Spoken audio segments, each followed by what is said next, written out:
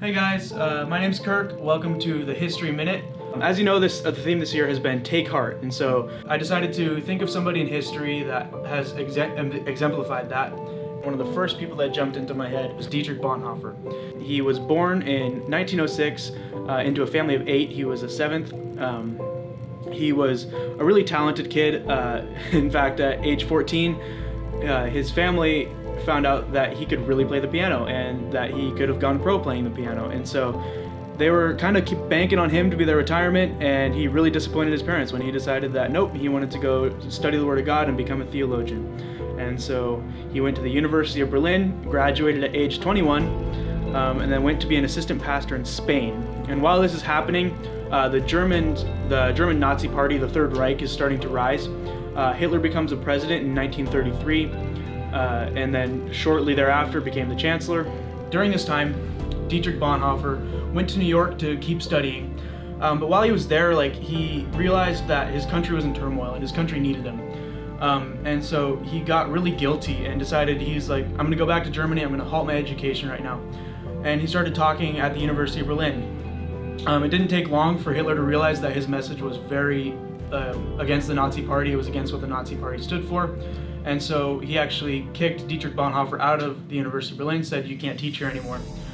And so Dietrich Bonhoeffer, unfazed, decided to start an underground seminary.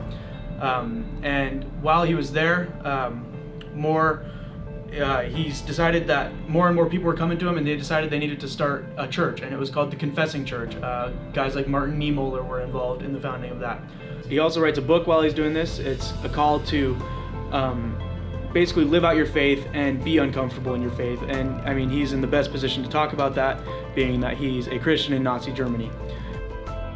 The Confessing Church is basically their answer to the Nazis' pseudo-church thing that they have that tries to put Christianity as a label on the Nazi Party.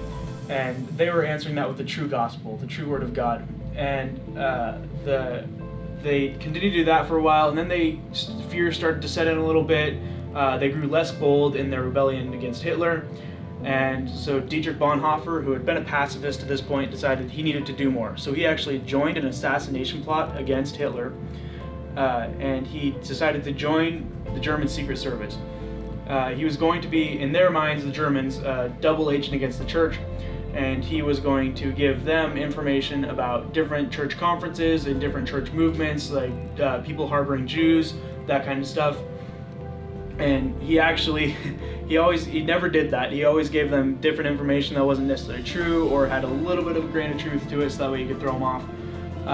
And he actually took the Nazis and their information that they gave him, and he gave it to the churches so that they could continue to protect Jews. And while this is all going on, while he's in this assassination plot and he's in the Nazi regime, he got found out and he got sent to a German concentration camp. And then on April 9th, 1945, Dietrich Bonhoeffer was executed just a few short weeks before World War II actually ended. But his legacy still lives on today through his book, The Cost of Discipleship.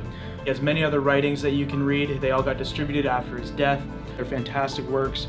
And his quote, "Silence in the face of evil is itself evil. God will not hold us guiltless. Not to speak is to speak. Not to act is to act."